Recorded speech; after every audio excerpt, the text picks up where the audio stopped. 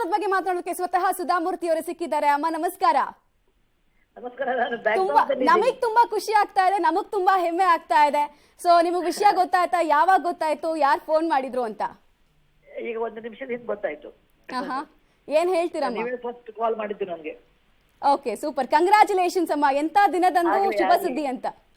ಆಗ್ಲಿ, ಎಲ್ಲರ ಅಭಿಮಾನ ಇರ್ಲಿ, ನನ್ನಿಂದ ಏನಾದ್ರೂ ದೇಶಕ್ಕೆ ಸಹಾಯ ಆಗ್ಲಿ ಅಷ್ಟೇ ಬಯಸ್ತೇನೆ.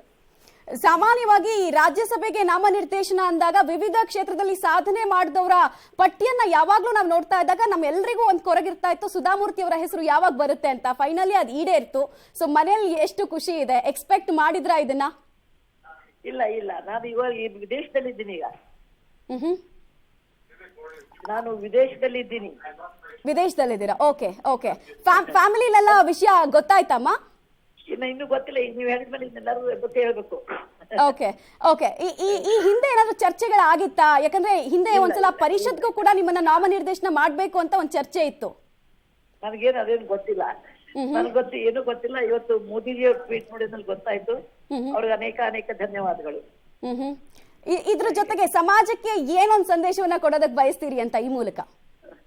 ನನ್ನ ಕೈಲಿ ಆದಷ್ಟು ನಾನು ಚೆನ್ನಾಗಿ ಕೆಲಸ ಮಾಡ್ಬೇಕು ಅಂತ ಬಯಸ್ತೀನಿ ಅಷ್ಟೇ. ಯಾವತ್ತಾದ್ರೂ ಎಕ್ಸ್ಪೆಕ್ಟ್ ಮಾಡಿದ್ರ ರಾಜಕಾರಣಕ್ಕೆ ಬರುವಂತಹ ಅವಕಾಶ ಸಿಗುತ್ತೆ ಅಥವಾ ರಾಜಕಾರಣದಲ್ಲಿ ಸೇವೆಯನ್ನು ಮುಂದುವರಿಸಬಹುದು? ಯಾವತ್ತೂ ಮಾಡಿರ್ಲಿಲ್ಲ ಅಂತ. ಓಕೆ, ಧನ್ಯವಾದ. ರೈಟ್. ಸೊ ಸುಧಾಮೂರ್ತಿ ಅವರು ವಿದೇಶದಲ್ಲಿ ಇದ್ದಾರೆ. ಸೊ ಬಿಸಿ ಇದ್ದೀನಿ, ಈಗಷ್ಟೇ ನೋಡಿದ್ದು ಅಂತ ತಿಳಿಸ್ತಾ ಇದ್ರು. ತುಂಬಾ ಖುಷಿಯನ್ನ ವ್ಯಕ್ತಪಡಿಸ್ತಾ ಇದ್ರು. ಜೊತೆಗೆ 1 ನಿಮಿಷದ ಹಿಂದಷ್ಟೇ ನಮಗೆ ವಿಚಾರ ಗೊತ್ತಾಗಿದ್ದು ಅನ್ನೋದನ್ನ ಮಾತ್ರ ಹೇಳ್ತಾ ಇದ್ರು.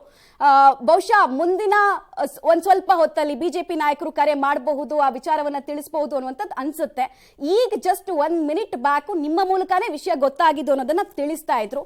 ತುಂಬಾ ಖುಷಿಯನ್ನ ವ್ಯಕ್ತಪಡಿಸ್ತಾ ಇದ್ರು. ಆಸ್ ಯೂಶುವಲ್ ಯಾವುದೇ ರೀತಿಯಾದಂತಹ ನಿರ್ದೇಶನ ಇರಬಹುದು ಅಥವಾ ಪ್ರಶಸ್ತಿ ಬಂದಾಗ್ಲೂ ಕೂಡ ಇರಬಹುದು, ತುಂಬಾ ಸರಳತೆ ವಿನಮ್ರತೆಯಿಂದಲೇ ಅದನ್ನ ಎಕ್ಸೆಪ್ಟ್ ಮಾಡ್ತಾ ಬಂದಿದ್ರು. ಅದೇ ರೀತಿಯಾಗಿ ನಮ್ಗೆ ಇವತ್ತು ಕೂಡ ಸುಧಾಮೂರ್ತಿ ಅವರು ಕಾಣಿಸಿದ್ರು. ನಾಮನಿರ್ದೇಶನ ಆಯ್ತು ಅಂತ ಹೇಳಿ ಎಲ್ಲೋ ಅವರು ತುಂಬಾ ಹಿರಿ ಹಿಗ್ಗಿದ್ದು ಕಾಣಿಸ್ಲಿಲ್ಲ. ತುಂಬಾ ಸಿಂಪಲ್ ಆಗಿ ಹೇಳಿದ್ರು, ಮುಂದಿನ ಸೇವೆಯನ್ನ ನನಗೆ ರಾಜಕಾರಣದಲ್ಲಿ ಕೂಡ ಮಾಡೋದಕ್ಕೆ ಸಿಗ್ತಾ ಇದೆ ಅಂತ. ಬಟ್ ನಿರೀಕ್ಷೆ ಇರ್ಲಿಲ್ಲ ಅನ್ನೋದನ್ನ ತಿಳಿಸ್ತಾ ಇದ್ರು. ವಿದೇಶದಲ್ಲಿ ಇದೀನಿ ಅನ್ನೋ ಕಾರಣಕ್ಕೆ ಅವರು ಹೆಚ್ಚು ಮಾತಾಡೋದಕ್ಕೆ ಆಗ್ಲಿಲ್ಲ. ಟ್ವೀಟ್ ಮೂಲಕ ಈಗಾಗಲೇ ಪ್ರಧಾನಿ ನರೇಂದ್ರ ಮೋದಿ ಅವರು ಹಂಚಿಕೊಂಡಿದ್ದಾರೆ ಈ ವಿಚಾರವನ್ನ. ಸಮಾಜ ಸೇವೆ, ಸಾಹಿತ್ಯ ಸೇರಿದಂತೆ ಅನೇಕ ಕ್ಷೇತ್ರಗಳಲ್ಲಿ ಸಾಧನೆ ಮಾಡಿರೋರಿಗೆ ಅಂತ ಹೇಳಿ ಸಾಮಾನ್ಯವಾಗಿ ಇದನ್ನ ಗುರುತಿಸ್ತಾ ಬರ್ತಾರೆ ಈ ನಾಮನಿರ್ದೇಶನ ಮಾಡುವಂತಹ ಪ್ರಕ್ರಿಯೆ ಟೈಮ್ ನಲ್ಲಿ.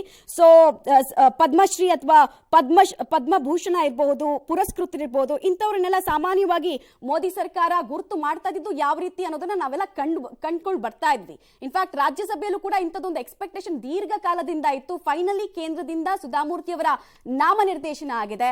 ಅವರ ಅನನ್ಯ ಸೇವೆ, ಅನನ್ಯ ಸಾಧನೆಯನ್ನ ಗುರುತಿಸುವಂತಹ ಕೆಲಸವನ್ನ ಈ ಮೂಲಕ ಕೇಂದ್ರ ಮಾಡಿದೆ. ನಾನು ಆಗ್ಲೇ ಹೇಳ್ತಾ ಇದ್ದೆ, ಹಿಂದೆ ವೀರೇಂದ್ರ ಹೆಗಡೆ ಅವರನ್ನು ಕೂಡ ಇದೇ ರೀತಿ ನಾಮನಿರ್ದೇಶನ ಮಾಡಲಾಗಿತ್ತು. ಆ ಸಾಲಿನಲ್ಲಿ ವಿಜೇಂದ್ರ ಪ್ರಸಾದ್ ಇದ್ರು, ಆಮೇಲೆ ಪಿಟಿ ಉಷಾ ಅವರೆಲ್ಲ ಇದ್ರು. ಈಗ ಸುಧಾಮೂರ್ತಿ ಅವರು ಅನ್ನೋದು ಹೆಮ್ಮೆಯ ಸಂಗತಿ ಆಗ್ತಾ ಇದೆ. ಖುಷಿಯನ್ನ ವ್ಯಕ್ತಪಡಿಸಿದ್ರು. ಬಟ್ ಆ ಖುಷಿ ಮತ್ತು ಆ ಸಂಭ್ರಮ ಕೆಲಸದ ಮೂಲಕ ತೋರಿಸ್ತೀನಿ ಅನ್ನೋ ಸಂದೇಶವನ್ನ ಅವ್ರು ಕೊಟ್ಟರು. ಜೊತೆಗೆ ನನ್ನನ್ನ ಆಯ್ಕೆ ಮಾಡಿದ್ದಕ್ಕೋಸ್ಕರ ಪ್ರಧಾನಿ ನರೇಂದ್ರ ಮೋದಿ ಅವರಿಗೆ ಧನ್ಯವಾದವನ್ನ ತಿಳಿಸ್ತೀನಿ ಅಂತ ಕೂಡ ಈಗಷ್ಟೇ ಪಬ್ಲಿಕ್ ಟಿವಿ ಜೊತೆಗೆ ಮಾತಾಡ್ತಾ ಸುಧಾಮೂರ್ತಿ ಅವರು ಹೇಳ್ತಾ ಇದ್ರು.